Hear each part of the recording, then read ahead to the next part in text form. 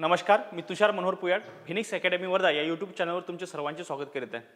आपण जी ही free लेक्चरची series Karade सरांच्या मार्गदर्शनाखाली जी चालू केलेली आहे त्यामधले हे आपले आधुनिक भारताचे लेक्चर्स आहे. यामधलं हे आपलं सेकंड लेक्चर आहे. या ठिकाणी लक्षात ठेवायचं हे 2 नंबरचं लेक्चर आहे. ठीक आहे, आधुनिक भारताला या ठिकाणी बघा पोलीस भरतीसाठी सुद्धा हे तुम्हाला उपयोगाचं पडेल, कारण पोलीस भरतीवरती सरळ याच्यामध्ये प्रश्न येतात.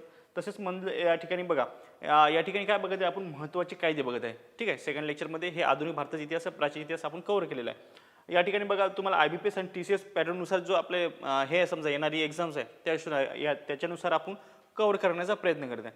आता या ठिकाणी बघा महत्त्वाचं म्हणजे पहिल्यांदा आपण रेग्युलेटरी ॲक्ट बघू. सर्वांचे म्हणजे महत्त्वाचे कायदे काय आहे, कोणकोणते महत्त्वाचे कायदे, त्यावरती प्रश्न कशा स्वरूपात येतात हे आपण या ठिकाणी आज कव्हर करणार आहे. ठीक आहे, आता बघा सर्वात पहिल्यांदा बघा रेग्युलेटरी ॲक्ट 1773चा हा पहिला कायदा होता, आहे की नाही.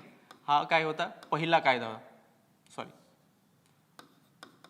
पहिला कायदा या ठिकाणी म्हणजे कंपनीचा जो कंपनीवर नियंत्रण ठेवण्यासाठी जो सरकारने बनवलेला हा पहिला कायदा होता. ठीक आहे, काय या ठिकाणी बघा या कायद्याचे वैशिष्ट्य बघू, थोडक्यात मी बघू ज्याच्यावर की समजा आपल्याला प्रश्न येतात. ठीक आहे, सरळ सेवेला जे जे उपयोगाचं आहे तेच बघू आपण. ठीक आहे, कारण आपल्याला कंबाईन लेवलची तयारी करायची नाही. ठीक आहे, बघा रेग्युलेटरी ॲक्ट 1773चा कंपनी सरकारवर नियंत्रण ठेवणे हा हेतू होता. बघा या ठिकाणी कंपनी सरकारवर नियंत्रण ठेवणे म्हणजे कंपनीचं जे सरकार आहे त्याच्यावर नियंत्रण ठेवण्याचं म्हणजे इंग्लंडच्या गव्हर्नमेंटचं कसं की त्याच्यावर नियंत्रण ठेवण्याचं ते महत्त्वाचं हेतू कोणता होता, ते होता एक की इंग्लंडच्या गव्हर्नमेंटला काय वाटत होतं की या कंपनीवर आपली काहीतरी हुकूमत असली पाहिजे किंवा काहीतरी याच्यावर आपलं नियंत्रण असलं पाहिजे. त्याच्यामुळे हा रेग्युलेटरी ॲक्ट पहिल्यांदा करण्यात आला. ठीक आहे, तर म्हणजे कंपनी सरकारवर नियंत्रण ठेवणे हा हेतू होता.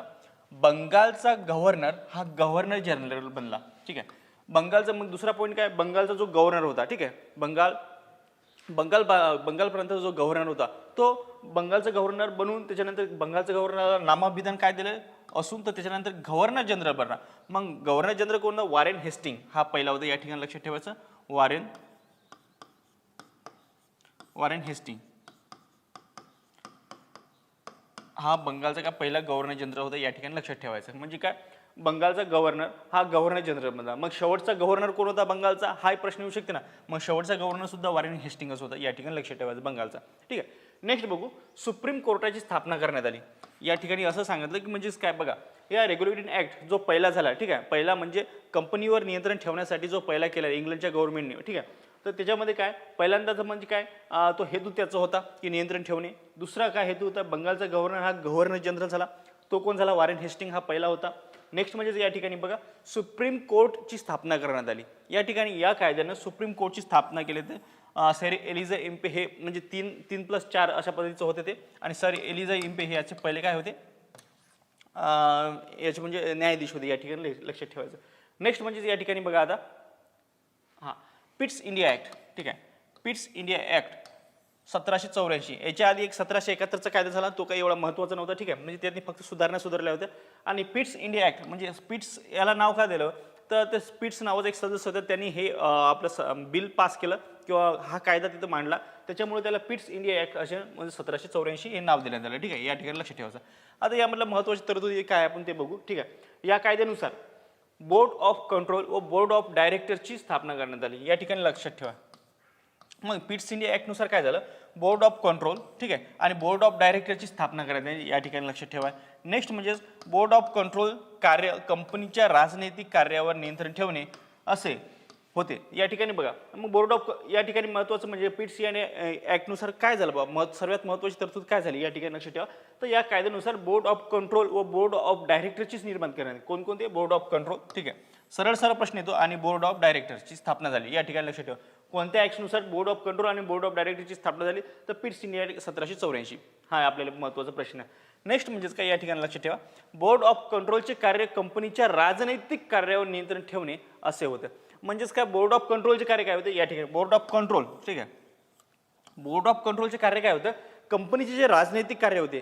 राजनैतिक म्हणजे की जे समजा आपण म्हणतो राज्य कसं चालवायचं याच्याविषयी समजा किंवा कंपनी कशी चालवायची याचे जे राजनैतिक जे कार्य होते ते राजनैतिक कार्यावर नियंत्रण ठेवण्याचे बोर्ड ऑफ कंट्रोलचं कार्य होतं. ठीक आहे, आणि बोर्ड ऑफ डायरेक्टरचे कार्य काय बघा मग बोर्ड ऑफ डायरेक्टरचे कार्य कंपनीच्या व्यापारी कार्यावर नियंत्रण ठेवणे असे होते.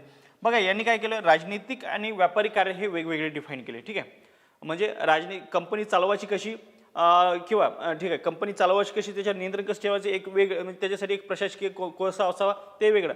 आणि नेक्स्ट म्हणजेच काय व्यापारी कार्य, म्हणजे व्यापार कसा असला पाहिजे कंपनीचा, हे 2 कार्य महत्त्वाचे त्याच्यावर नियंत्रण ठेवण्यात आलं. नेक्स्ट बघा म्हणजेच काय बोर्ड ऑफ कंट्रोल हे कशासाठी होतं, राजनैतिक कार्यासाठी. आणि कोर्ट ऑफ डायरेक्टर्स म्हणजे कोर्ट ऑफ डायरेक्टर्स हे व्यापारी कार्यासाठी होते, या ठिकाणी लक्षात ठेवायचं, नियंत्रण ठेव असे. यामुळे कंपनीने सरकारवर नियंत्रण वाढवले. आणि याच कायद्याने कंपनी पहिल्यांदा काय नियंत्रण कशामुळे झालं, तर ते 1773च्या रेग्युलेटिंग ॲक्टनुसार पहिला कायदा होता, त्याच्यानुसार काय आपलं नियंत्रण प्रस्थापित केलं. त्याच्यानंतर या कायद्याने काय पिट्स इंडिया ॲक्टनुसार काय त्यामुळे कंपनी सरकारवर नियंत्रण वाढवले, या ठिकाणी लक्षात ठेवायचं. नेक्स्ट बघू आपण चार्टर्ड ॲक्ट बघू 1793चा.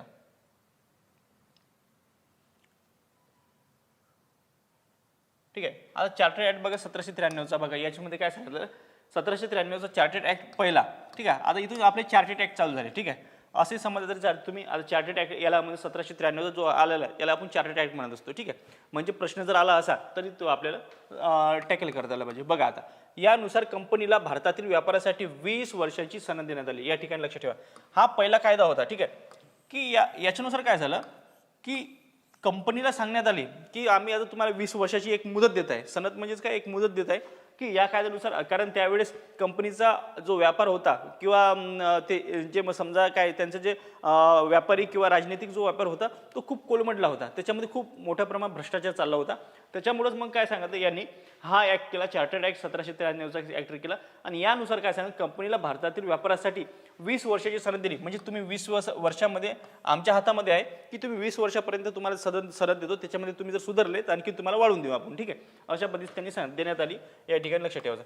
नेक्स्ट म्हणजेच काय, नेक्स्ट बघा चार्टर्ड ॲक्ट 2 1813चा हा होता. ठीक आहे, याच्यानुसार काय केलं कंपनीची हिंदुस्थानातील व्यापारी मक्तेदारी संपुष्टात आणली. ठीक आहे, जो व्यापारी मक्तेदारी होती बघा 1713 मध्ये, या ठिकाणी लक्षात ठेवायचं कंपनीची हिंदुस्थानातील व्यापारी जी मक्तेदारी होती, हिंदुस्थानातील व्यापारी मक्तेदारी संपुष्टात आणली.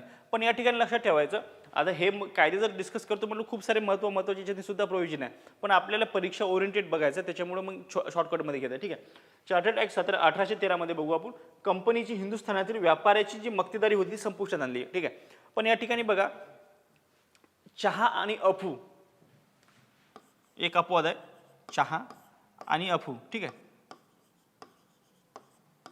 चहा आणि अफूचा व्यापारावर आता सुद्धा हे कायदा झाल्यानंतर सुद्धा याच्यावर नियंत्रण, म्हणजे हे 2 अपवाद होते की हे कंपनी व्यापार करत होती. ठीक आहे, हे लक्षात ठेवायचं. म्हणजे काय कंपनीची हिंदुस्थानातील व्यापाऱ्याची मक्तेदारी संपुष्टात आणली. नेक्स्ट म्हणजेच काय शिक्षणासाठी भारतीयांना, या ठिकाणी लक्षात ठेवायचं शिक्षणासाठी भारतीयांना 1 लाखाची तरतूद करण्यात आली. हालाकी ती तरतूद अस्तित्वात येण्यासाठी खूप वेळ लागला. ठीक आहे, महत्त्वाचं म्हणजे या 2 चार्टर्ड ॲक्ट 1813 काय सांगितलं कंपनीची हिंदुस्थानातील व्यापाऱ्याची मक्तेदारी संपुष्टात आली. नेक्स्ट म्हणजे काय शिक्षणासाठी भारतीयांना 1 लाखाची तरतूद करण्यात आली आणि चहा व अफू हे त्यांचं काय चालूच होते. ठीक आहे, नेक्स्ट म्हणजेच काय सतीबंदी कायदा बघू आपण थोडक्यात. आणि मग हे चहा आणि हे बघा चहा आणि अफूचा हे मग व्यापार कधी बंद झाला 1833 मध्ये. हा पूर्णतः व्यापारी बघा या ठिकाणी मग प्रश्न असा येऊ शकतो पूर्ण व्यापारी जे कंपनीचे जे पूर्ण व्यापारी मक्तेदारी कधी पूर्णतः म्हणजे संपूर्णतः हे अपवाद सोडून सुद्धा संपूर्णतः कधी संपुष्टात आली 1833 मध्ये. आणि हिंदुस्थानातील व्यापारी मक्तेदारी कधी संपुष्टात आली असा जर प्रश्न आला ते काय मग 1813 मध्ये, असं तुम्ही याचा आन्सर देऊ शकता. नेक्स्ट म्हणजे सतीबंदी कायदा केव्हा झाला, या ठिकाणी लक्षात ठेवा. सतीबंदी कायदा केव्हा झाला 1829चा. याच्यावरती बरेचदा प्रश्न आलेला आहे. ठीक आहे, राजाराम मोहन राय. ठीक आहे, 1828 मध्ये यांनी विधेयक मांडलं होतं. 1829 मध्ये झालं. सर्वात पहिले बंगालमध्ये लागू झालं. ठीक आहे, कधी झालं सर्वात पहिले बंगालमध्ये लागू झालं, त्याच्यानंतर मुंबई आणि मद्रास प्रांतामध्ये लागू झालं. ठीक आहे, हे लक्षात ठेवायचं. बघा सतीबंदी कायदा याच्याविषयी कोण राजाराम मोहन राय हे सर्वांनाच माहिती आहे. ठीक आहे, राजाराम मोहन राय यांनी प्रयत्न केले. ब्राह्मो समाज त्याच्या पाठीमागे होता. ठीक आहे, त्याच्यानंतर काय ब्राह्मो समाज होता प्लस म्हणजेच काय सर्वात पहिले कोणत्या राज्यामध्ये लागला, सर्वात पहिले ते बंगाल प्रांतामध्ये लागला, त्याच्यानंतर मुंबई आणि मद्रास प्रांतामध्ये लागला. ठीक आहे, म्हणजे 1829 मध्ये सर्वात पहिले कुठं मुंबई प्रांतामध्ये लागला, मुंबई. आणि त्याच्यानंतर 1830 मध्ये सॉरी मुंबई नाही, इथे आपलं बंगाल प्रांतामध्ये जर लागला. ठीक आहे, बंगाल. आणि 1830 मध्ये हे लागला मुंबई आणि मद्रास. ठीक आहे, मुंबई आणि मद्रास या ठिकाणी लक्षात ठेवायचं. म्हणजेच काय, या दोन्ही याच्या तारखा म्हणजे तारखा म्हणजे इयर याचे वेगवेगळे आहे, ठीक आहे, हे लक्षात ठेवायचं. राजाराम मोहन राय यांच्या प्रयत्नाने सती प्रथेस बंदी घालण्यात आली, हे या ठिकाणी लक्षात ठेवायचं. राजाराम मोहन राय यांच्याविषयी म्हणजे खूप महत्त्वाचं कार्य आहे या ठिकाणी, त्याच्यावरती बरेचदा प्रश्न सुद्धा येतात या ठिकाणी. नेक्स्ट म्हणजे चार्टर ऍक्ट 3 तिसरा बघू आपण, ठीक आहे. चार्टर ऍक्ट तिसरा बघू आपण, यानुसार बघा काय आहे तर, ठीक आहे. 1833चा चार्टर ऍक्ट तिसरा, ठीक आहे. नेक्स्ट म्हणजेच काय, यानुसार बंगालचा गव्हर्नर जनरल हा संपूर्ण भारताचा गव्हर्नर जनरल बनला, ठीक आहे. या ठिकाणी यानुसार बंगालचा गव्हर्नर जो होता, ठीक आहे. आता बंगालचा गव्हर्नर जनरल होता, पहिले काय होतं, वॉरेन हेस्टिंग होता ना तो. वॉरेन हेस्टिंग काय होता की पहिला बंगालचा गव्हर्नर होता, जे गव्हर्नर जनरल बनला पहिला, ठीक आहे. नेक्स्ट म्हणजे तसा संपूर्ण भारताचा गव्हर्नर जनरल. आता बघा, आता हा जो बंगालचा गव्हर्नर आहे की नाही, तो संपूर्ण भारताचा गव्हर्नर जनरल बनला या कायद्याने. कोणत्या? 1833च्या कायद्याने बनला, या ठिकाणी लक्षात ठेवायचं. नेक्स्ट म्हणजेच काय, कायदे करण्यासाठी कार्यकारी मंडळ एक विधी सदस्याची नियुक्ती करणार आहे. बघा, कायदे करण्यासाठी कार्यकारी मंडळात एक विधी सदस्याची नियुक्ती करण्यात आली. म्हणजे आता आपल्याकडे विधिमंडळ आहे, ठीक आहे, संसद आहे ना, पण त्यावेळेस संसद होतं का नाही, 1833 पर्यंत संसद नव्हतं. पण त्यावेळेस काय, कायदे करण्यासाठी कार्यकारी मंडळ आहे, जे कार्यकारी मंडळ होतं, ठीक आहे. या मंडळात फक्त एका सदस्याची किंवा एक विधी सदस्याची नियुक्ती करण्यात आली. म्हणजे कायदे करण्यासाठी एखादा सदस्य असावा, त्यावेळेस फक्त म्हणजे असं नियोजन करण्यात आलं किंवा एक असावा, म्हणजे एक सदस्याची नियुक्ती करण्यात आली. बघा, आता कायदे करण्यासाठी किती हे असतात, म्हणजे आपल्यासाठी किती सीटा आहे, ठीक आहे, कायदे करण्यासाठी. नेक्स्ट म्हणजेच काय, लॉर्ड मेकॉले हा पहिला विधी सदस्य होता. लॉर्ड जो मेकॉले होता, ठीक आहे, मेकॉले संहिता म्हटलं, त्याच्यानंतर मेकॉलेने बरेच काही याच्यामध्ये कार्य केले. लॉर्ड मेकॉले हा पहिला विधी सदस्य होता व त्याच्या अध्यक्षतेखाली पहिल्या लॉ कमिशनची नियुक्ती करण्यात आली, हे सुद्धा लक्षात ठेवायचं. मग पहिला लॉ कमिशन कोणाच्या खाली नियुक्ती करण्यात आला, ठीक आहे, तर पहिला लॉ कमिशन कोणाच्या खाली नियुक्ती करण्यात, लॉर्ड मेकॉले हा होता, ठीक आहे, या ठिकाणी लक्षात ठेवायचं. लॉर्ड मेकॉले हा होता, या ठिकाणी लक्षात ठेवायचं. म्हणजेच काय, या कायद्यानुसार महत्त्वाच्या तरतुदी काय होत्या, चार्टर्ड ऍक्ट 1833 मध्ये यानुसार बंगालचा गव्हर्नर जनरल हा भारताचा गव्हर्नर जनरल बनला, हे एक महत्त्वाची तरतूद. कायदे करण्यासाठी कार्यकारी मंडळात कायदे करण्यासाठी कार्यकारी मंडळात एक विधी सदस्याची नियुक्ती करण्यात आली, हा सुद्धा एक पॉईंट लक्षात ठेवायचा. त्यानंतर लॉर्ड मेकॉले हा पहिला विधी सदस्य होता व त्याच्या अध्यक्षतेखाली त्या पहिल्या लॉ कमिशनची नियुक्ती करण्यात आली, ठीक आहे, या ठिकाणी लक्षात ठेवायचं. नेक्स्ट म्हणजे काय,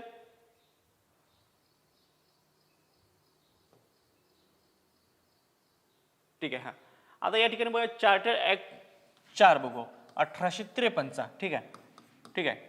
त्याच्यानंतर ICS परीक्षेमध्ये यामध्ये कोणकोणत्या मग तरतुदी दिलेल्या आहे आणि त्याच्यावरती प्रश्न कसे आहेत ते बघणार आपण, ठीक आहे. ICS परीक्षेमध्ये भारतीयांना संधी दिली या कायद्यानुसार पहिल्यांदा, ठीक आहे, 1853 नुसार. त्याच्यानंतर कार्यकारी अधिकारी, बघा, कार्यकारी अधिकार आणि कायदेविषयक अधिकार हे वेगळे करण्यात आले. आणि याच्यामध्ये सांगितलं काय म्हणजे काय, याच्यामध्ये काय सांग, कार्यकारी अधिकार आणि कायदेविषयक. बघा, एक मंडळ असतो, जसं की आपण कायदे करण्याचं काम एका इकडे असतं आणि जे कार्यकारी म्हणजे त्याला राबवण्याचं किंवा त्याला काय म्हणते अंमलबजावणी करण्याचं ते म्हणजे कार्यकारी याच्यामध्ये मोडतं, ठीक आहे, अधिकारामध्ये मोडतं. म्हणजे त्याच्यामध्ये हे करता येते, डिफरन्स करता येते आपल्याला. जसं की आता मंत्रिमंडळ जे कॅबिनेट मंत्री असतात किंवा जे काही मंत्री असतात ते काय असतात, कार्यकारी मंत्री असतात, ठीक आहे. आणि जे समजा सदस्य असतात लोकसभेचे किंवा राज्यसभेचे सदस्य असतात ते कसे असते, विधिमंत्री असतात, या ठिकाणी लक्षात ठेवायचं. आपण अशा पद्धतीचं सुद्धा लक्षात ठेवू शकतो. ICS परीक्षेमध्ये भारतीयांना संधी दिली, हे एक महत्त्वाचं पॉईंट. नेक्स्ट म्हणजे कार्यकारी अधिकार आणि कायदेविषयक अधिकार हे वेगळे करण्यात आले, हे या ठिकाणी लक्षात ठेवायचं. कार्यकारी आणि कायदेविषयक अधिकार वेगवेगळे करण्यात आले. नेक्स्ट म्हणजे काय, स्पर्धा परीक्षेद्वारे नोकर भरती सुरू करण्यात आली, हा पॉईंट या ठिकाणी लक्षात ठेवायचा.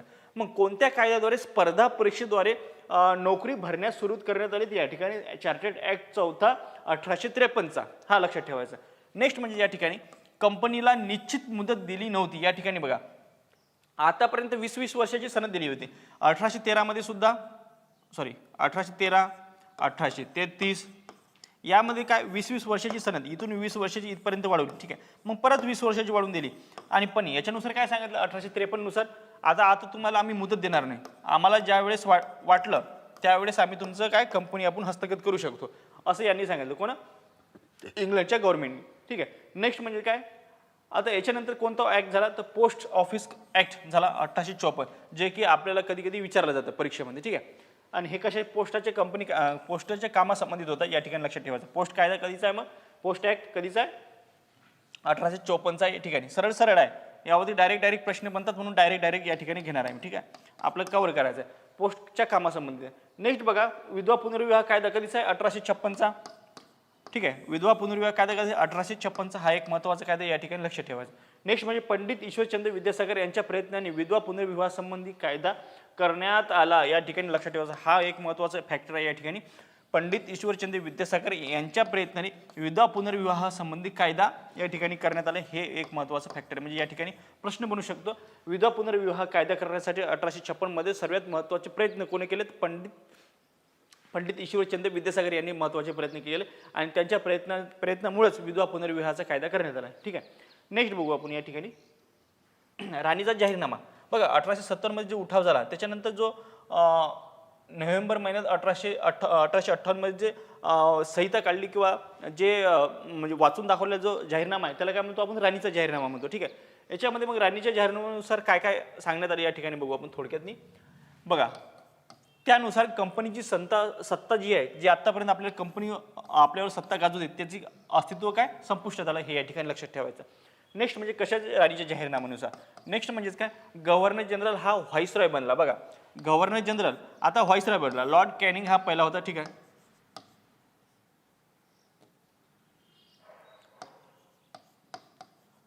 लॉर्ड कॅनिंग हा काय होता, पहिला व्हाईसरॉय होता, या ठिकाणी लक्षात ठेवा. आणि शेवटचा गव्हर्नर जनरल कोण होता, मग लॉर्ड कॅनिंगच होता, या ठिकाणी लक्षात ठेवायचं. बघा, यानुसार काय सांगितलेलं आहे,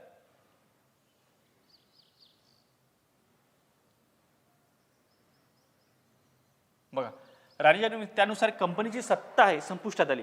कंपनीची सत्ता घेऊन जाऊन आता त्याच्या या ठिकाणी डायरेक्टली आपल्याला नियंत्रण कोण करणार होतं, डायरेक्ट इंग्लंडचं सरकार. ठीक आहे, त्यानंतर गव्हर्नर जनरल हा व्हाईसरॉय बनला, म्हणजे आपण इंग्लंडच्या अधिपत्याखाली होतो डायरेक्टली. आता ठीक आहे, आता कंपनीचं मदत नाही अस्तित्व राहिलं का नाही, आता कंपनी बाजूला गेली, डायरेक्टली इंग्लंडच्या आपण अधिपत्याखाली आलो होतो. ठीक आहे, नेक्स्ट म्हणजे काय, गव्हर्नर जनरल हा व्हाईसरॉय बनला.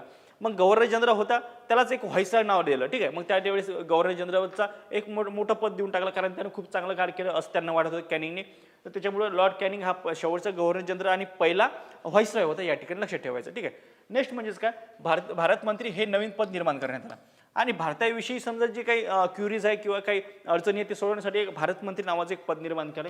भारत मंत्री हे नवीन पद निर्माण केले गेले या ठिकाणी. आणि ते म्हणजे काय, इंग्लंडच्या संसदेला जबाबदार होते. भारत मंत्री हे पद कोणाला जबाबदार, इंग्लंडच्या संसदेला जबाबदार होते. आणि ते कुठे राहत होते, इंग्लंडमध्ये राहत होते, हे लक्षात ठेवायचं. नेक्स्ट म्हणजेच काय, बोर्ड ऑफ कंट्रोल व बोर्ड ऑफ डायरेक्टरची समाप्त करण्यात आली या ठिकाणी. जे की समजा जे काही बोर्ड ऑफ कंट्रोल जे कंपनीवर हे करण्यासाठी, सत्ता गाजवण्यासाठी किंवा व्यापारी करण्यासाठी जे काही दोन बोर्ड ऑफ कंट्रोल आणि बोर्ड ऑफ डायरेक्टर्स बनवण्यात आले होते. ठीक आहे, ते या ठिकाणी समाप्त करणे, कारण कंपनीची सत्ता तर आपण नष्टच केली आहे. ठीक आहे, त्याच्यामुळे मग याचं काही काम उरलेलं नाही. नेक्स्ट म्हणजेच काय, या ठिकाणी लक्षात, मुघल बादशाह हे पद समाप्त करण्यात आलं. जे मुघल बादशाहचं जे पद होतं ते सुद्धा या ठिकाणी समाप्त करण्यात आलं. ठीक आहे, कारण ते त्यांनी मुघल बादशाहांनी प्रत्यक्षपणेच या उठावामध्ये सामील घेतला होता, म्हणजे उठावामध्ये हात टाकला होता किंवा त्याच्यामध्ये समावेश होता त्यांचा. नेक्स्ट म्हणजेच काय, दत्तक वारसा मंजूर करण्यात येईल असे ठिकाण. ठीक आहे, जे दत्तक वारसा मंजूर म्हणजे हे एक सुद्धा एक कारण होतं. दत्तक वारसा नामंजूर हे एक कारण होतं पहिल्यांदा की उठाव चालू होण्यामागचं सुद्धा, ते पण या ठिकाणी आता तुम्हाला देण्यात येईल. नेक्स्ट म्हणजेच काय, संस्थाने खालसा करण्याचे धोरण सोडून देण्यात येईल, हा सुद्धा एक पॉईंट लक्षात ठेवायचा. जे संस्थाने खालसा धोरण सुद्धा एक महत्त्वाचं कारण होते की उठावामध्ये. ठीक आहे, ते सुद्धा एका म्हणजे काय, जे महत्त्वाचे कारण होते किंवा ज्याच्यामुळे आपल्याला हे झाला 1857चा उठाव झाला, ते या ठिकाणी समजा पॉईंट आहे त्या ठिकाणी डिस्कस करण्यात आले. बघा, संस्थाने खालसा करण्याचे धोरण सुद्धा सोडून देण्यात आले. नेक्स्ट म्हणजे काय, हिंदी लोकांचे धार्मिक स्वातंत्र्य. ठीक आहे, हिंदी लोकांचे धार्मिक स्वातंत्र्य या ठिकाणी लक्षात, स्वातंत्र्य कायम ठेवण्यात येईल असे जाहीरनाम्यात जाहीर करण्यात आले. बघा, यावर सक्ती केली जात होती पहिल्यांदा. ठीक आहे, टिक्का लावू दिला जात नव्हता, दाढी वाढवली जाऊ देत नव्हती. ठीक आहे, याच्यामुळे काय झालं की जे आपले सैन्य आहे त्याच्यामुळे असंतोषाचं वातावरण निर्माण झालं होतं. त्याच्यामुळेच हे काय 1857चा उठाव झाला होता. ठीक आहे, नेक्स्ट म्हणजेच काय, इंडियन काउन्सिल ऍक्ट बघू 1861. ठीक आहे, आता इंडियन काउन्सिल ऍक्ट बघू. आता बघा, इथून आपले चार्टर्ड ऍक्ट संपले, त्याच्यानंतर आता इंडियन काउन्सिल ऍक्ट बघा. आता याच्यामध्ये 1861चा इंडियन काउन्सिल ऍक्ट पहिला. या ठिकाणी बघा, प्रशासनात विकेंद्रीकरणाचे धोरण. बघा, प्रशासन म्हणजे ज्या ठिकाणी सत्ता राबवली जाते त्या ठिकाणी त्याला प्रशासन म्हणतात. ठीक आहे, प्रशासनात विकेंद्रीकरणाचे धोरण. विकेंद्रीकरण म्हणजे काय, केंद्रीकरण म्हणजे काय, एका एका ठिकाणी जमा होणे केंद्रीकरण. विकेंद्रीकरण म्हणजे काय, फैलणे म्हणजे सत्तेचं विभाजन करणे. आता समजा एक आपल्याकडे समजा जसं काय मोदी पंतप्रधान आहे, त्यांच्याकडे वेगळे खाती असतात, जसे की त्याच्यानंतर बाकीचे जे सदस्य आहे, समजा जे मंत्रिमंडळ आहे त्याच्यामध्ये त्यांचा खाते वाटप करणे, म्हणजे त्याला काय म्हणतो आपण, विकेंद्रीकरण धोरण. जसं की आपण पंतप्रधान नरेंद्र मोदींनी जर आपल्याकडे सर्वच जर खाते ठेवले असते त्याला काय आपण केंद्रीकरण म्हणलं असतं, आणि त्यांनी खाते जर वाटप केलं त्याला काय म्हणून आपण विकेंद्रीकरण, म्हणजे प्रत्येकाकडे वेगवेगळी जबाबदारी दिली. ठीक आहे. यानुसार प्रशासनात विकेंद्रीकरण धोरण स्वीकारण्यात आले या ठिकाणी पहिल्या कायद्याने. विकेंद्रीकरणाचे धोरण हे लक्षात ठेवायचं महत्त्वाचं. नेक्स्ट म्हणजे या ठिकाणी कार्यकारी मंडळास कायदे करण्याचे अधिकार मिळाले. जे कार्यकारी मंडळ होते या ठिकाणी बघा, कार्यकारी मंडळास कायदे करण्याचे अधिकार या ठिकाणी मिळाले, हा एक पॉईंट सुद्धा लक्षात ठेवायचा तुम्ही. ठीक आहे. नेक्स्ट म्हणजेच काय, कायदेविषयक बाबींवर विचार करण्यासाठी 4 ते 8 ब्रिटिश व हिंदी सदस्यांची नियुक्ती करण्यात आली. याच कायद्याने पुढे 1862 मुंबई, मद्रास व कलकत्ता उच्च न्यायालयाचे म्हणजे काय, उच्च न्यायालय स्थापन झाली. ठीक आहे. हे याच्यातली थोडंसं महत्त्वाचं आहे, बघू आपण थोडक्यात या ठिकाणी. कार्यकारी मंडळास कायदे करण्याचा अधिकार मिळाला, हा दुसरा पॉईंट झाला. तिसरा पॉईंट बघा, कायदेविषयक बाबीवर विचार करण्यासाठी, जे कायदेविषयक बाबी होते ठीक आहे त्याच्यावर विचार करण्यासाठी 4 ते 8 ब्रिटिश व हिंदी सदस्यांची नियुक्ती करण्यात. 4 ते 8 जे ब्रिटिश सदस्य म्हणजे ते कायदे कसे असावे बा, ठीक आहे, याच्यावरती म्हणजे विचार करण्यासाठी 4 ते 8 ब्रिटिश किंवा हिंदी सदस्यांची नियुक्ती करण्यात आली या ठिकाणी लक्षात ठेवा. आणि याच कायद्याने पुढे 1862 मध्ये या ठिकाणी लक्षात ठेवा, हाच कायदा होतो 1861 नुसार 1862 ला मुंबई, मद्रास आणि कलकत्ता या ठिकाणी काय उच्च न्यायालयाची स्थापना करण्यात आली या ठिकाणी. हा सुद्धा. आणि त्यानंतर एक आणखीन 1886 ला अहमदाबादमध्ये एक न्यायालय स्थापन करण्यात, 4थं न्यायालय होते या ठिकाणी लक्षात ठेवायचं. नेक्स्ट म्हणजे काय, सिव्हिल मॅरेज ऍक्ट बघू आपण. हा पॉईंट समजला असेल. आता सिव्हिल मॅरेज ऍक्ट 1872 आहे. ठीक आहे. म्हणजे आपण इयर वाईज जात आहे. ठीक आहे. थोडं म्हणजे इयर वाईज ते संपला की हे, ते संपला की हे. ठीक आहे. नेक्स्ट बघा या ठिकाणी सिव्हिल मॅरेज ऍक्ट नुसार काय झालं, मुलींचे विवाहाचे वय किमान 14 वर्ष ठरवण्यात आले. जे सिव्हिल मॅरेज ऍक्ट होता ठीक आहे, याच्यानुसार काय करण्यात आलं, सिव्हिल मॅरेज ऍक्ट नुसार 1872 ला होता की मुलींच्या विवाहाचे वय, जे पहिल्यांदा आपण बालविवाह होत होता ठीक आहे, त्या ठिकाणी मग त्याचं वय वाढून काय 14 ठरवण्यात आलं या ठिकाणी लक्षात ठेवायचं. आणि कधीचा आहे तो 1872चा. ठीक आहे. नेक्स्ट म्हणजेच काय, यासाठी केशवचंद्र सेन यांनी प्रयत्न केले. ठीक आहे. केशवचंद्र सेन यांनी काय केलं, मोठ्या प्रमाणात प्रयत्न केले. मुलींचे विवाहाचे वय किमान 14 वर्षे ठरवण्यात यावे, हे त्याच्यातलं महत्त्वाचं. आणि या कायद्यासाठी सिव्हिल मॅरेज ऍक्टसाठी कोणी प्रयत्न केले, हे एक महत्त्वाचं. यासाठी केशवचंद्र सेन यांनी प्रयत्न केले, हे सुद्धा एक महत्त्वाचं. नेक्स्ट म्हणजेच काय, आर्म्स ऍक्ट या ठिकाणी लक्षात ठेवायचं. या ठिकाणी आर्म्स ऍक्ट म्हणजेच भारतीयांना शस्त्र बाळगण्यास बंदी करणे, हा सुद्धा एक महत्त्वाचा या ठिकाणी फॅक्टर लक्षात ठेवायचा आपलं. ठीक आहे. आर्म्स ऍक्ट बघा 1878चा आहे. भारतीयांना शस्त्र बाळगण्यास बंदी करणे, हा या ठिकाणी घातलेला एक म्हणजे महत्त्वाचा मुद्दा आहे आर्म्स ऍक्ट. ठीक आहे. नेक्स्ट बघा पहिला फॅक्टरी ऍक्ट.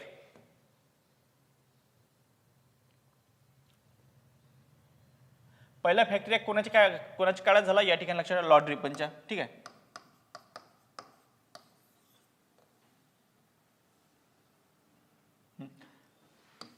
या ठिकाणी लक्षात ठेवा, पहिला फॅक्टरी ऍक्ट 1881. कंपनी संबंधीचा कायदा बघा. फॅक्टरी ऍक्ट म्हणजेच काय, कंपनी कामगारासंबंधीचा कायदा. फॅक्टरी ऍक्ट म्हणजेच काय, कंपनीतले जे कामगार असतात त्याच्याशी संबंधित असणारा कायदा, म्हणजे त्याला काय म्हणतो फॅक्टरी ऍक्ट. ठीक आहे. हा एक पॉईंट लक्षात ठेवा.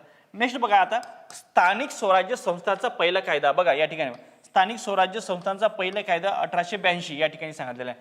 नेक्स्ट म्हणजेच काय, स्थानिक स्वराज्य संस्था संबंधी पहिला कायदा,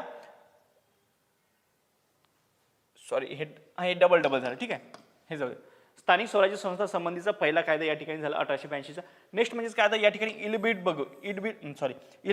बिल बघू थोडक्यात. कधीच होतं इल्बर्ट बिल, माहितीच असेल तुम्हाला, की जे की समजा संसदेमध्ये खूप गाजलं होतं, की भारतीय जे न्यायालय असतं किंवा न्यायाधीश असतात त्यांना जे इंग्लंडमधील समजा जे कैदी असेल त्याच्यावरती खटला चालवण्याचा अधिकार दिलेला होता, पण त्यांनी सर्वांनी विरोध केल्यामुळे काय की त्यांना ते देण्यात आलेलं नाही. ठीक आहे. इल्बर्ट बिल हे कधीचं आहे, इल्बर्ट बिल कधीचं आहे, 1883चा आहे या ठिकाणी लक्षात ठेवा. युरोपियनच्या विरोधातील खटले, ठीक आहे, युरोपियनच्या विरोधातील खटले भारतीय न्यायाधीशांसमोर चालविण्याची परवानगी देणारे हे बिल होते. ठीक आहे. याच्यात काय होतं या ठिकाणी लक्षात ठेवा, या इल्बर्ट बिल 1883चं जे बिल होतं याच्यामध्ये काय, युरोपियनच्या विरोधातील जे खटले होते ते भारतीय न्यायाधीशासमोर चालवण्याची परवानगी देणारे हे बिल होते. म्हणजेच काय की ते स्वतःला खूप ग्रेट समजत होते, जे काही समजा कोण युरोपीय, त्यांना वाटत होते की आम्ही पहिल्यांदाच एवढे हुशार आहे की आमच्यावर ते हे काळे लोक आपल्याला कसे न्याय देतील या ठिकाणी होता. मग त्याला विरोध झाला आणि त्याच्यामुळे काय झालं, ते इल्बर्ट बीट हे आपल्या लॉर्ड रिपनला वापस घ्यावं लागलं. या ठिकाणी लक्षात ठेवायचं. लॉर्ड रिपन हे बिल कायदेमंडळात आणले होते. या ठिकाणी लक्षात ठेवा, लॉर्ड रिपननेच आणले होते या ठिकाणी कायदेमंडळात बिल. त्याच्यानंतर इल्बर्ट बिलाचा युरोपियांनी तीव्र विरोध केल्यामुळे हे बिल बदल करून संमत केले गेले, पण त्यामुळे त्याचा आत्माच हरवला. या ठिकाणी बघा महत्वाचं म्हणजे काय, जे लॉर्ड रिपन यांनी मांडलेलं होतं बिल होतं इल्बर्ट बिल, त्याला मग काय या बिलाचं काय केलं, समोर काय केलं, मग याला विरोध खूप झाला. युरोपियांनी याला खूप तीव्र विरोध केला. त्याच्यामुळे काय झालं, या तीव्र विरोध केल्यामुळे या बिलात बदल करून ते संमत केले गेले. पण या ठिकाणी झालं काय, त्याचा जो मूळ आत्मा होता की जो भारतीय न्यायाधीशासमोर युरोपियांच्या विरोधातील जे खटले चालवण्याचा जो मूळ गाभा होता तोच या ठिकाणी गायब झाला. ठीक आहे, म्हणजे त्याचा काय आत्माच हरवला या ठिकाणी सांगितलं जाते. नेक्स्ट काय, संमती वयाचा कायदा 1891 हा लक्षात ठेवायचा. याला तुम्हाला माहिती असेल की आपलं लोकमान्य टिळकांनी याला विरोध केला होता. ठीक आहे, लोकमान्य टिळकांनी याला विरोध केला होता, हे लक्षात ठेवायचं. काय, मुलींच्या विवाहाचे किमान वय ठरविणे ह्या कायद्याचा मूळ उद्देश होता. ठीक आहे, मुलीच्या लग्नाचे किमान वय ठरविणे या कायद्याचा मूळ उद्देश, आणि ते केव्हाचा कायदा होता, संमती वयाचा कायदा 1891 हा कायदा होता. या ठिकाणी लक्ष ठेवायचं. नेक्स्ट बघू आज थोडक्यात आपण, दुसरा फॅक्टरी ऍक्ट कधी झाला, 1891.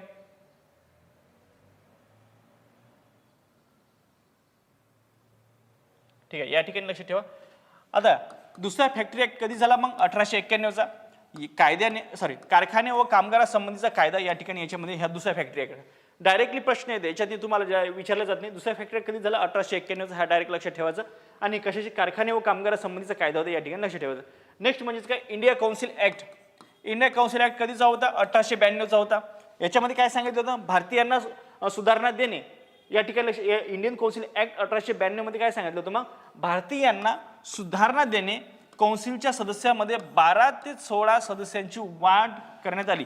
कोणत्या कायद्याने, तर इंडियन काउन्सिल ऍक्ट 1892च्या कायद्याने काय केलं, भारतीयांना सुधारणा देणे हे एक महत्वाचं होतं. नेक्स्ट म्हणजे काय, काउन्सिलच्या सदस्यामध्ये 12 ते 16 सदस्यांची वाढ करण्यात आली. या ठिकाणी लक्षात ठेवायचं.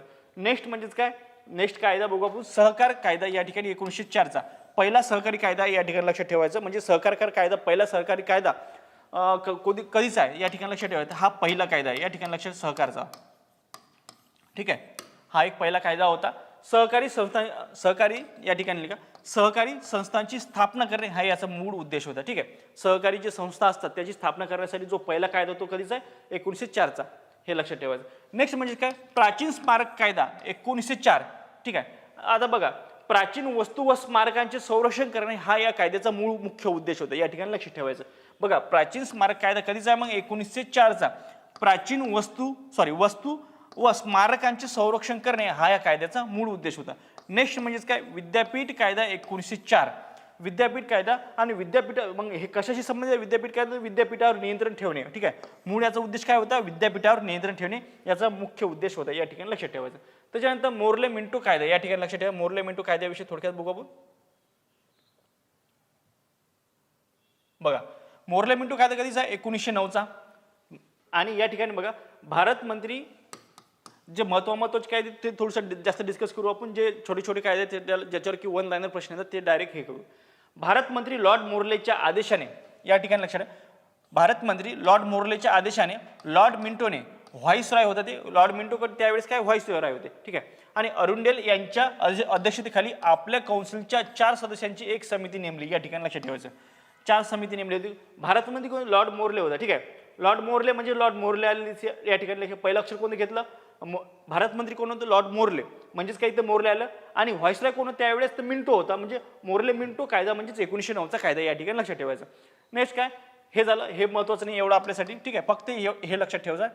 त्याच्यानंतर लॉर्ड मिंटोने या समितीच्या शिफारशी ब्रिटिश पार्लमेंटकडे पाठवल्या. जे 4 सदस्य होते. ठीक आहे, याचे काय सदस्य ब्रिटिश पार्लमेंटकडे पाठवल्या. आणि ब्रिटिश पार्लमेंटने भारतीय कायदे मंडळाच्या सुधारणेचा कायदा 21 मे 1909 मध्ये पारित केला. यालाच काय म्हणतो आपण, यालाच काय म्हणतो, मोर्ले मिंटो कायदा असे म्हणतो.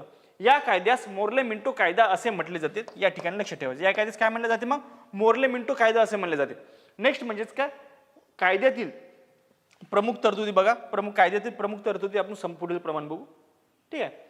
बघा या या कायद्यामध्ये बघा प्रमुख तरतुदी, कारण या कायद्यावरती बरेचदा प्रश्न आयोग विचारते. ठीक आहे, सरळ सेवेतनी हे थोडंसं आपण डीपमध्ये बघू. ठीक आहे, या कायद्याची तरतुदी काय हे बघा. एक, केंद्रीय व प्रांतीय कायदे मंडळाची सदस्य संख्या वाढवणारी. केंद्रात आणि प्रांतात सुद्धा काय कायदे मंडळाची सदस्य संख्या ती पहिली वाढवण्यात आली. हा पहिला मुद्दा झाला. नेक्स्ट म्हणजेच काय या ठिकाणी दुसरा मुद्दा बघा, केंद्रीय कायदे मंडळाची सदस्य संख्या 68 करण्यात आली. जे केंद्रीय कायदे मंडळाची सदस्य संख्या कमी होती तिला वाढवून 68 करण्यात आली. त्यामध्ये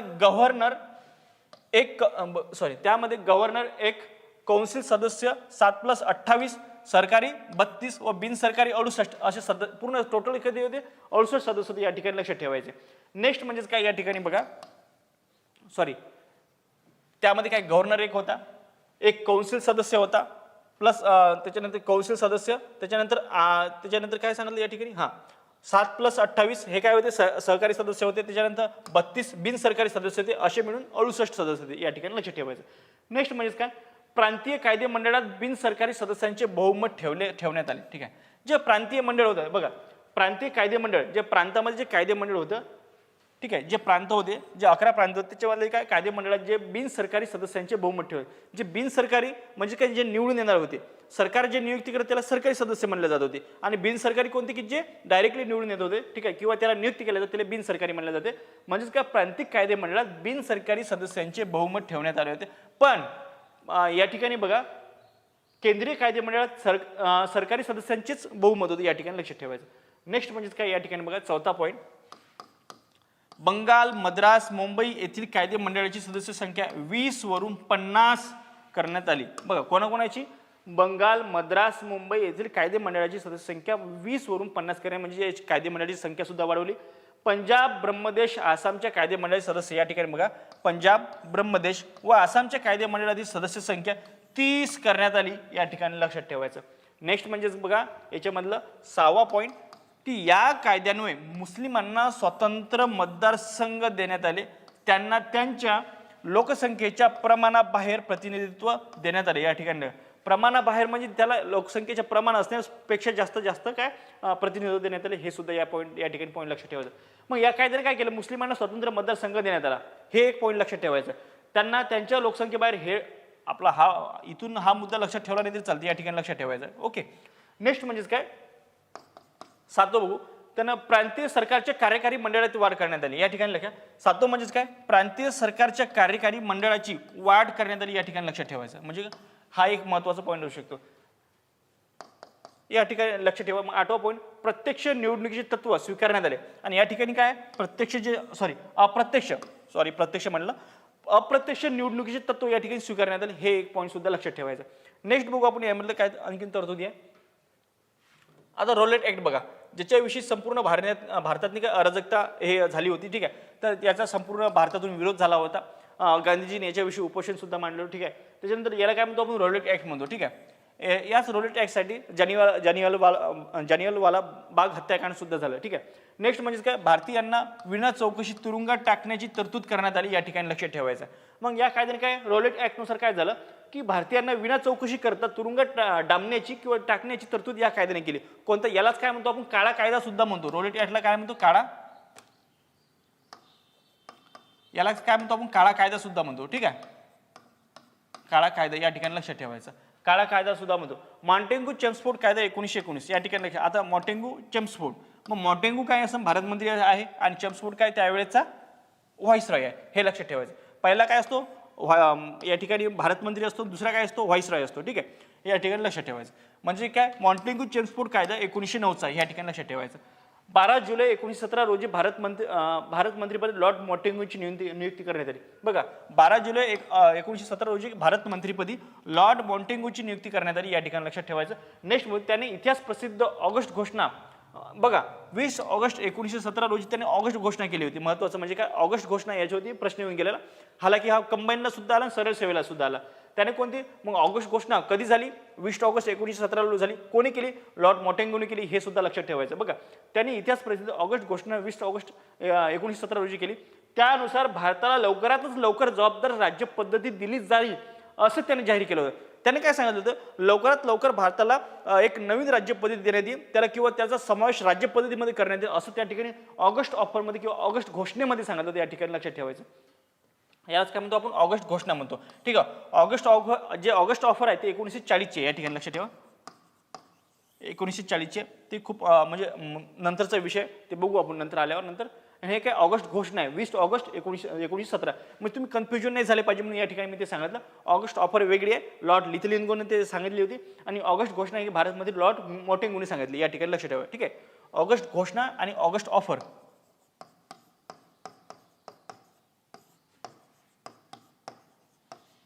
हे 1940 आहे. ठीक आहे. आणि लॉर्ड लिथलिंगोने सांगितले होते. ठीक आहे. लॉर्ड लिथलिंगोने सांगितले होते हे, आणि लॉर्ड मॉन्टेग्यूने कोणती केली मग ऑगस्ट घोषणा केली 20 ऑगस्ट 1917 मध्ये. हे तुम्हाला पॉईंट लक्षात ठेवायचं की जेणेकरून तुम्ही कन्फ्युजन होणार नाही. प्रश्न जरी आला तरी आपल्याला टॅकल करता आला पाहिजे. नेक्स्ट म्हणजे भारताला लवकरात लवकर जबाबदार राज्य पद्धती दिली जाईल हे याने सांगितलं, ऑगस्ट घोषणेने सांगितलं. नेक्स्ट म्हणजे काय, त्याने पूर्ण भारताचा दौरा केला.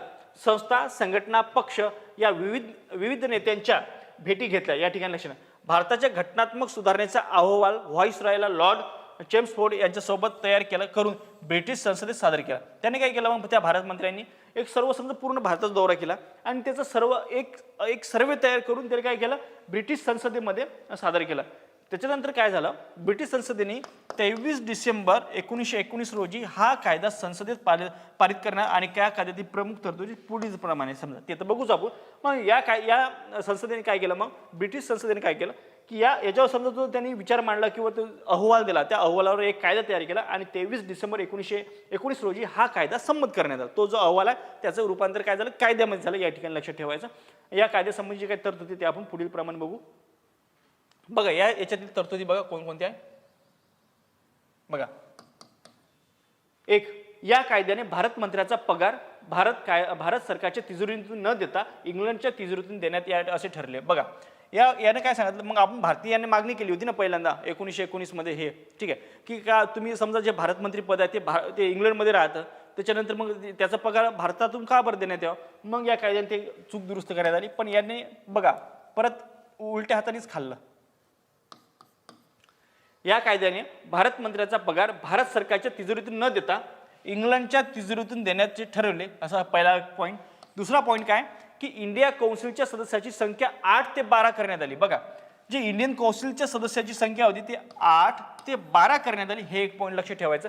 नेक्स्ट म्हणजेच काय, तिसरा पॉईंट बघा, इंग्लंडमध्ये हाय कमिशनर फॉर इंडिया या अधिकाऱ्याची नियुक्ती करण्यात आली. आणि इंग्लंडमध्ये काय झालं, हाय कमिशनर फॉर इंडिया या अधिकाऱ्याची नियुक्ती करण्यात आली. कशासाठी नियुक्ती करण्यात आली, तर बघा भारत मंत्र्याच्या सहायतेसाठी नियुक्ती करण्यात आली. आणि जो याचा पगार आहे तो भारतामधून देण्यात येत होता. म्हणजे केलं आखरी सारखंच त्यांनी.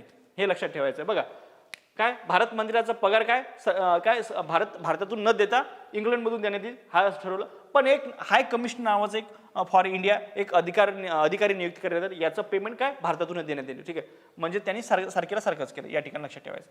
नेक्स्ट म्हणजे या ठिकाणी चौथा पॉईंट काय लक्षात ठेवायचा, केंद्रीय मंडळाची 2 गृहे स्थापन करण्यात आली. एक म्हणजे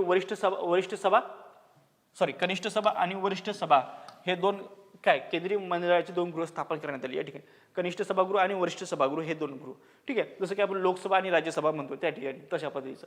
नेक्स्ट म्हणजे काय, कनिष्ठ सभेचे सेंट्रल ऑफ लेजिस्लेटिव्ह असेंब्ली असं त्याचं नाव होतं. त्याच्यामध्ये 145 सदस्य, तर वरिष्ठ सभेचे कौन्सिल ऑफ स्टेट म्हणजे 60 सदस्य ठरवण्यात आले होते. या ठिकाणी लक्षात ठेवायचं. कोणत्या कायद्याने 1919 त्यालाच काय म्हणतो, मॉन्टेग्यू आपण चेम्सफोर्ड कायदा असे सुद्धा म्हणतो. ठीक आहे, बघा कनिष्ठ सभेचे म्हणजे सेंट्रल ऑफ लेजिस्लेटिव्ह असेंब्ली, कनिष्ठ सभा याला काय म्हणतो आपण लोकसभा सुद्धा असं म्हणू शकतो. ठीक आहे, असेंब्ली 145 सदस्य, तर वरिष्ठ सभेचे म्हणजे कौन्सिल ऑफ स्टेट्स याचे 60 सदस्य ठरवण्यात आले. म्हणजे याला काय आपण राज्यसभा सुद्धा म्हणतो. ठीक आहे, याला काय म्हणतो राज्यसभा आणि याला काय म्हणतो आपण लोकसभा असं. हे काय या ठिकाणी बघा म्हणजे केंद्रातील ठरवण्यात आलं. नेक्स्ट म्हणजे काय, कनिष्ठ कायदे मंडळाची मुदत 3 वर्ष, तर वरिष्ठ कायदे मंडळाची मुदत 5 वर्ष होते. सध्या किती आहे, 5 वर्ष याची आहे कनिष्ठाची आणि 6 वर्ष याची आहे. या ठिकाणी लक्षात ठेवायचं. नेक्स्ट म्हणजे 7वा पॉईंट या ठिकाणी बघा, राज्य कारभाराच्या खात्याची केंद्रीय व प्रांताची खाती अशी विभागणी करण्यात आली. या ठिकाणी लक्षात ठेवा, म्हणजे राज्य कारभाराच्या खात्यांची बघा द्विगृही याला काय म्हणतात, द्विगृही म्हणतात. या ठिकाणी लक्षात ठेवायचं. जे राज्यकारभार होते, जे राज्यामध्ये किंवा प्रांतामध्ये कारभार होते, की राज्य कारभाराच्या खात्यांची केंद्रीय व प्रांतीय खाती अशी विभागणी करण्यात आली. बघा, जे राज्यकारभार होते, एक राज्य किंवा केंद्रीय म्हणजे खात्याची जी विभागणी असते, बघा सूच्या म्हणतो ना आपण, सूची, केंद्र सूची, राज्य सूची आणि समावधी सूची, अशा पद्धतीची या ठिकाणी बघा म्हणजे प्रांतीय आणि केंद्रीय हे अशी खाती वेगवेगळी करण्यात आली. या ठिकाणी लक्षात ठेवा, हे म्हणजे आता सुरुवात आहे आपली, म्हणजे आपण त्या डेव्हलपमेंटच्या एक पाथवर आहे, अशा पद्धतीचं चालू आहे. ठीक आहे. नेक्स्ट म्हणजे या ठिकाणी बघा आता काय, बघा 8वा पॉईंट बघू. ठीक आहे. केंद्रीय कार्यकारी मंडळात 8वा पॉईंट काय सांगते, केंद्रीय कार्यकारी मंडळात गव्हर्नर जनरल व त्याच्या 8 सदस्यांचे समावेश होता. जो महत्त्वाचा म्हणजे केंद्रीय कार्यकारी मंडळ होतं. बघा, केंद्रीय कार्यकारी मंडळात याच्यामध्ये काय होतं, पहिल्यांदा तर एक गव्हर्नर होता, त्याच्यातनी त्याचे 8 सदस्य होते या ठिकाणी, म्हणजे टोटल किती 9 हे केंद्रीय कार्यकारी मंडळ होते या ठिकाणी, लक्षात ठेवायचं. नेक्स्ट म्हणजे काय, प्रांतिक कार्यकारी मंडळामध्ये द्विदल राज्य पद्धती स्वीकारण्यात आली. आता द्विदल म्हणजेच काय या ठिकाणी बघा, याच्याने सांगितलं का नाही, ओके, हा द्विदल म्हणजेच काय, एक सरकारी जे खाते जे सरकार नियुक्ती करते त्याच्याकडे एक सोपीव आणि राखीव अशी 2 पद्धत करण्यात आली. द्विदल म्हणजेच काय, 1 मिनिट एका थोडक्यात सांगतो. ठीक आहे. द्विदल राज्य पद्धती म्हणजेच काय, राखीव आणि सोपीव. बघा या ठिकाणी लिहितो, राखीव आणि सोपीव. ठीक आहे. आणि राखीव आणि सोपीव म्हणजे काय, बघा राखीव विषय आणि सोपीव विषय असे लक्षात ठेवा तुम्ही. राखीव विषयामध्ये काय होते, की राखीव विषयात समजा पैशाविषयी होता, ठीक आहे, जसं की पैसा, आणि सोपीव विषयामध्ये काय होतं, जसं की शिक्षण. तुम्हाला उदाहरण सांगत आहे मी फक्त. ठीक आहे. द्विदल राज्य पद्धती याच्यावरती बरेचदा प्रश्न येते, म्हणून त्याच्यासाठी तुम्हाला समजायचं आहे.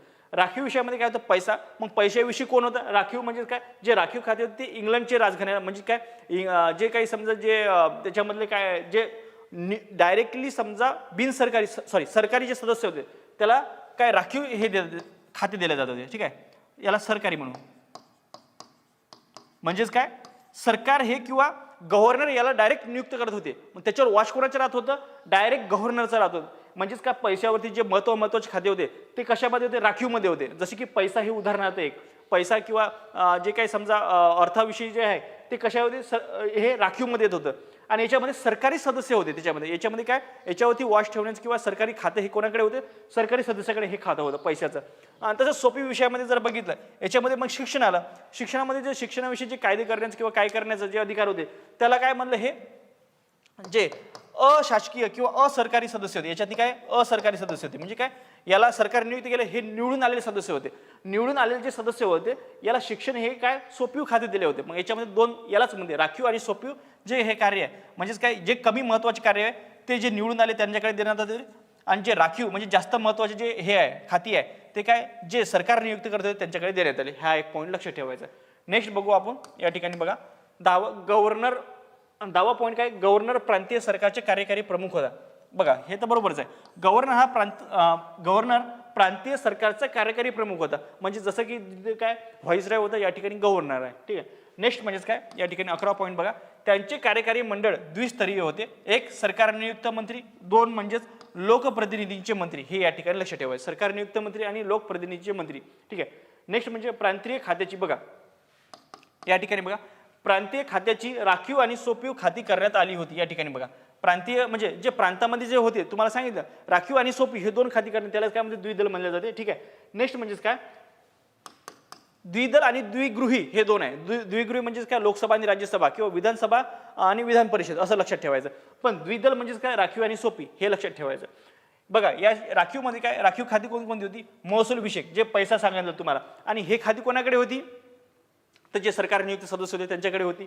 बघा राखीव खाती महसूल होती, न्याय होता, कायदा व सुव्यवस्था, पोलीस इत्यादी हे काय सरकार नियुक्त मंत्री होते. या ठिकाणी सरकार जे नियुक्त करत होते म्हणजे त्याच्यावर डायरेक्टली सरकारचे नियंत्रण राहत होतं ते या ठिकाणी होते. आणि नेक्स्ट म्हणजे काय, सोपीव. बघा सोपीव खाती हे स्थानिक स्वराज्य. बघा सोपीव खाती म्हणजे याच्याकडे काय, याच्यामध्ये कमी पैसा असायचा. ठीक आहे. आणि याचं मला यांना माहित होतं ना की गव्हर्नमेंटला की याच्यावरती आपलं नियंत्रण राहणार नाही, हे काय सरकार नियुक्त आहे म्हणून. बघा मग सोपीव खाते याच्यामध्ये होते स्थानिक स्वराज्य, आरोग्य, शिक्षण, लोकप्रतिनिधी सांभाळत असत. या ठिकाणी बघा मग हे काय, आरोग्य, शिक्षण आणि स्थानिक स्वराज्य हे काय लोकप्रतिनिधी सांभाळत, जे की लोकांमधून निवडून आलेले असायचे. ठीक आहे. नेक्स्ट म्हणजे 15 नंबरचा पॉईंट बघू, या कायदे बघा ठीक आहे, या कायद्याने मताचा अधिकार फक्त कर देणाऱ्या व्यक्तींना देण्यात आला, या ठिकाणी लक्षात ठेवा. पहिल्या कायद्याने 1919 अप्रत्यक्ष बघितलं आपण मतदानाचा अधिकार, आणि या कायद्याने मताचा अधिकार फक्त कर जे देत होते व्यक्ती त्यांनाच देण्यात आला. उदाहरणार्थ घरपट्टी, जमीन महसूल इत्यादी जे भरत होते आणि त्याच्यानुसार एक कॅटेगरी होती, एवढ्या पैशाच्या वरती जर दिला तरच तुम्हाला मत देण्याचा अधिकार राहील. ठीक आहे, हे सुद्धा बघा, हा एक पॉईंट महत्त्वाचा होता. नेक्स्ट म्हणजे काय 16वा पॉईंट या ठिकाणी बघा. ठीक आहे, शीख युरोपियन अँग्लो इंडियन, बघा शीख युरोपियन या ठिकाणी बघा 16 point, Sikh Europeans Anglo Indians Indian Christian इत्यादी स्वातंत्र्यांना मतदारसंघ देण्यात आले. 1909 नुसार काय केलं की मुस्लिमांना स्वतंत्र मतदारसंघ देण्यात आला, पण यांनी काय केलं शीख पहिले, याच्यानंतर काय केलं 1919 मध्ये बघा आता Sikh Europeans Anglo Indians Indian Christian यांना स्वतंत्र मतदारसंघ देण्यात आला. पहिल्या कायद्याने फक्त मुस्लिमांना दिलं, म्हणजेच काय आता चालले हे वाढत. नेक्स्ट म्हणजेच काय याच्यानुसार बघा आता 17 बघा या कायद्यात प्रत्यक्ष निवडणुकीचे तत्व स्वीकारण्यात आले. अप्रत्यक्ष निवडणूक बघितली आपण 1919 या कायद्यामध्ये काय प्रत्यक्ष निवडणुकीचं तत्व स्वीकारण्यात आले. नेक्स्ट म्हणजेच काय शारदा कायदा, बघा या कायद्यावरती बरेचदा सरळ सेवेतनी प्रश्न येतो, डायरेक्टली प्रश्न येतो शारदा कायदा कधीचा आहे आणि कशाशी संबंधित आहे, हा सुद्धा प्रश्न येतो. बघा शारदा कायदा कशाशी संबंधित आहे, मग मुलींच्या लग्नासंबंधी शारदा कायदा आहे आणि कधीचा आहे तो 1930 मध्येच आहे. ठीक आहे, हा पॉईंट लक्षात ठेवायचा. नेक्स्ट म्हणजे काय भारत प्रशासन कायदा 1935, हा कायदा थोडक्यात बघू आपण. ठीक आहे, भारत प्रशासन कायदा 1935 हा एक कायदा आहे. बघा यामध्ये काय सांगितलेलं आहे, हा कायदा पास होण्याआधी भारत व इंग्लंडमध्ये बऱ्याच हालचाली झाल्या. ठीक आहे, बऱ्याच हालचाली झाल्या. 1924 बघा मूडीमन समिती, 1927 ची सायमन कमिशन, 1928 नेहरू रिपोर्ट, जमिनीचे जिनांचे 14 मुद्दे 1929 ला, 3 गोलमेज परिषदा या ठिकाणी काय 1930 ते 1932,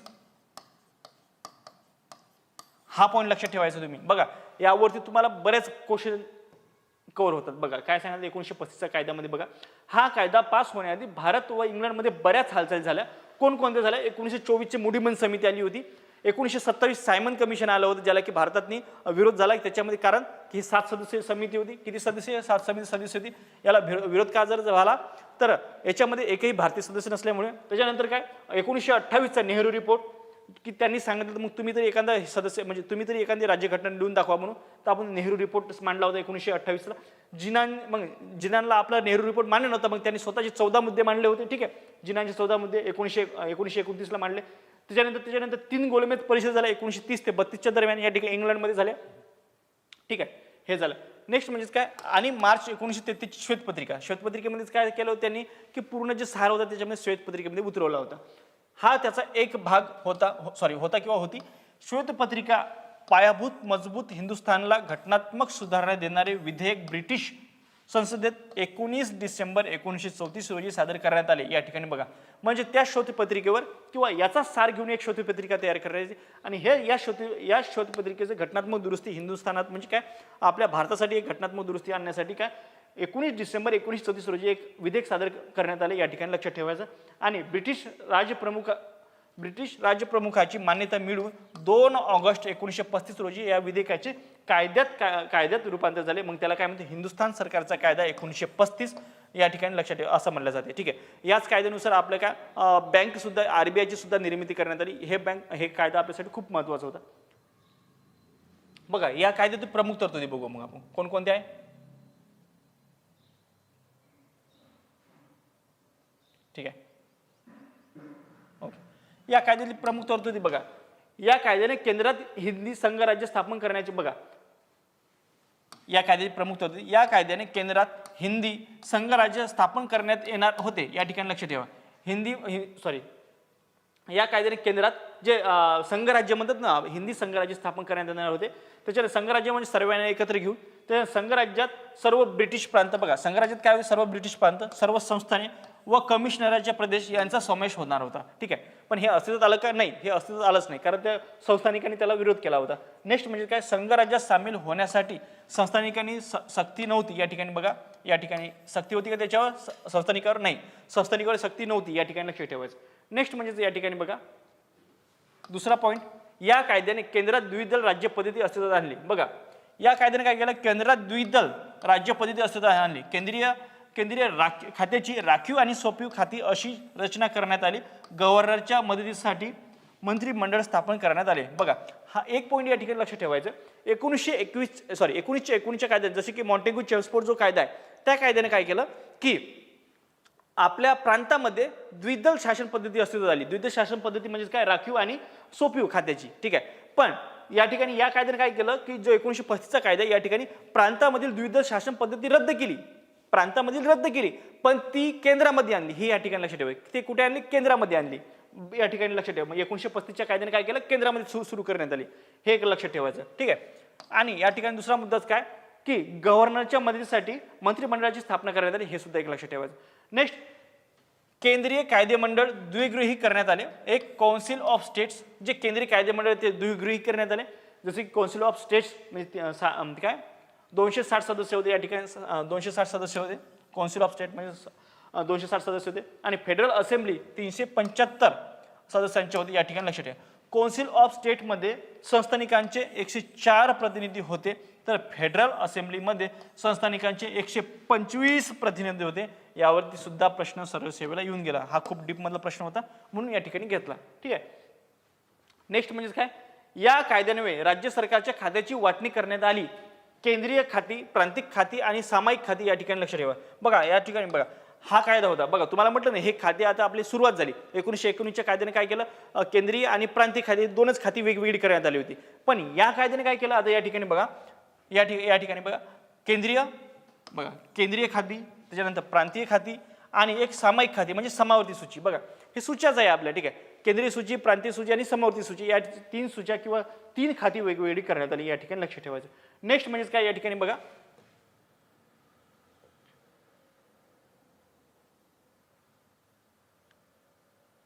ठीक आहे. या ठिकाणी बघा पाचवं काय, संघराज्यासाठी फेडरल कोर्टाची स्थापना करायची. जे संघराज्य होतं, ठीक आहे, संघराज्यासाठी काय या ठिकाणी फेडरल कोर्टाची स्थापना करण्यात आली. हे लक्षात ठेवायचं. नेक्स्ट म्हणजे या कोर्टातील निर्णयावर अपील करण्यासाठी लंडन येथे प्रिव्ही काउन्सिलची स्थापना करण्यात आली. कुठे, तर लंडनमध्ये. आपल्या भारतात का नाही, या फेडरल कोर्टाच्या विरोधात अपील करण्यासाठी, ठीक आहे.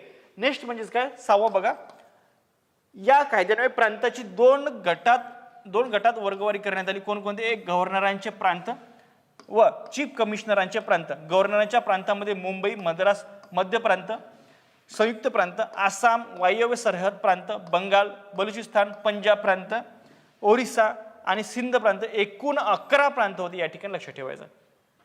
या कायद्याने काय केलं, मग प्रांताची 2 गटात विभागणी केली. गव्हर्नरांचे प्रांत आणि चीफ कमिशनरांचे प्रांत, हे 2 गव्हर्नर, ठीक आहे. मग या 11 यामध्ये काय, गव्हर्नरांच्या प्रांतामध्ये काय, बंगाल, बलुचिस्तान, पंजाब या ठिकाणी बघा.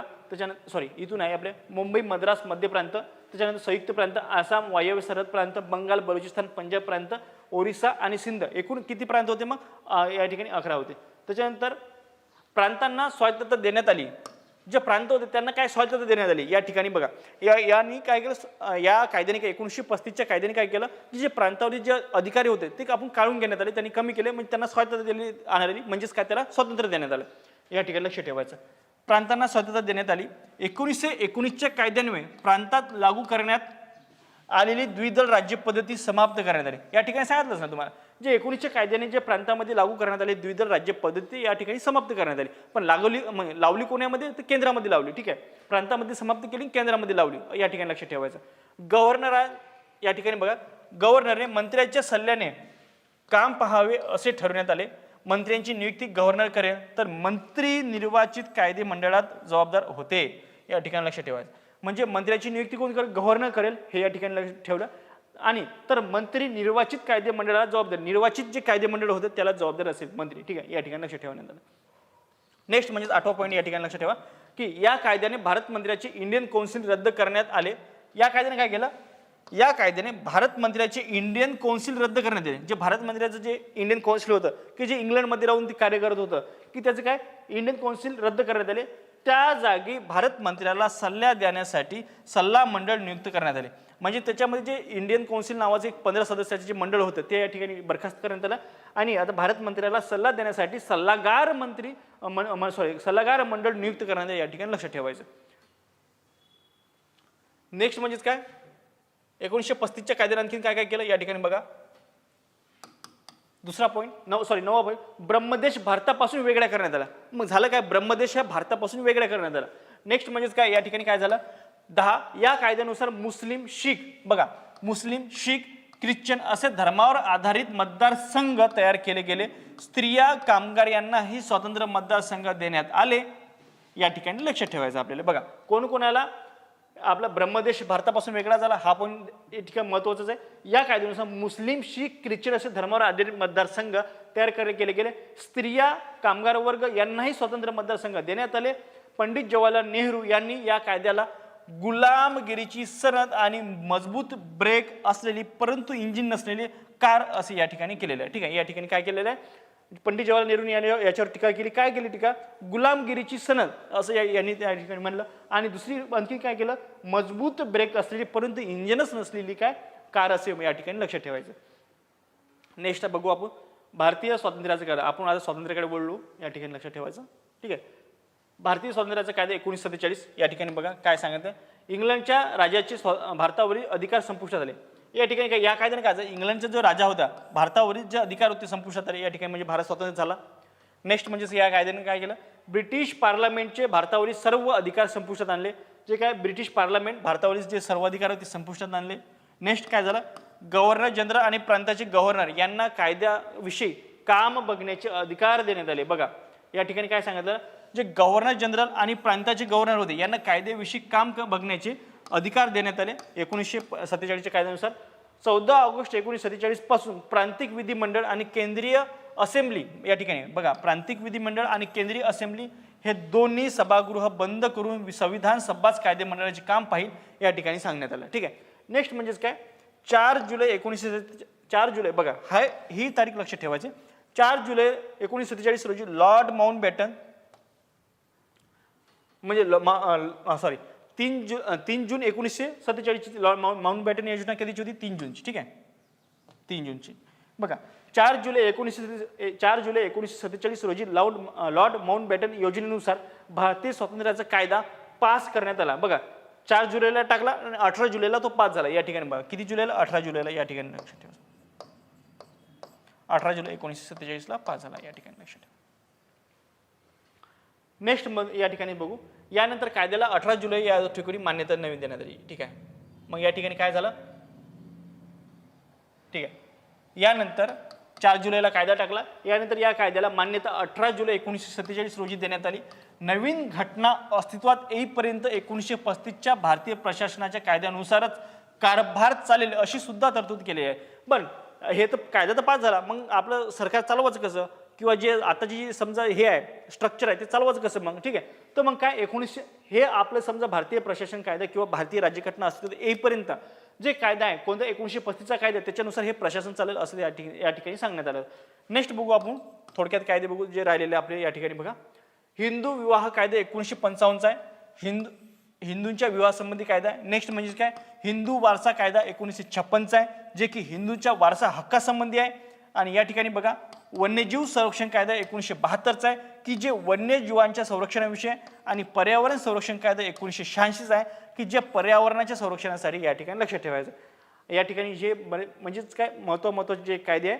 या ठिकाणी बघून घेतले आपण आणि आता हे एक शेवटचं पोर्शन राहिलं आपण ते पण सुद्धा बघून घेऊ ठीक आहे बघा नवीन फौजदारी प्रक्रिया संहिता 1973 आणि 1974 या ठिकाणी लक्षात आहे ते न्यायदान प्रक्रियेसाठी होतं पण जुना ग्राहक संरक्षण कायदा कधीचा होता 1986चा आणि नवीन कधीचा आहे 2019चा आहे ग्राहकांच्या हित संरक्षणासंबंधी नवीन कायदा 20 जुलै 1920 पासून अंमलात आला हे सुद्धा आपल्याला लक्षात ठेवायचं आहे नेक्स्ट म्हणजेच काय माहिती अधिकार कायदा 2005 नागरिकांना माहिती उपलब्ध करणे हे एक नेक्स्ट म्हणजेच काय GST ऍक्ट 2017 की 1 जुलैपासून हे सुद्धा अनेक करारांच्या ऐवजी एक वस्तू व सेवा कर लागू करण्यात आला 1 जुलै या ठिकाणी लक्षात ठेवायचं वस्तू व सेवा कर म्हणून हे जाहीर करण्यात आले या ठिकाणी आपलं लेक्चर या ठिकाणी आता इथे संपलं थोडा वेळ जास्त लेक्चर चाललं त्याबद्दल तुमचं क्षमत्व ठीक आहे कारण हे कव्हर करणं आपल्यासाठी महत्त्वाचं होतं या ठिकाणी मी इथेच थांबतो धन्यवाद जय हिंद जय महाराष्ट्र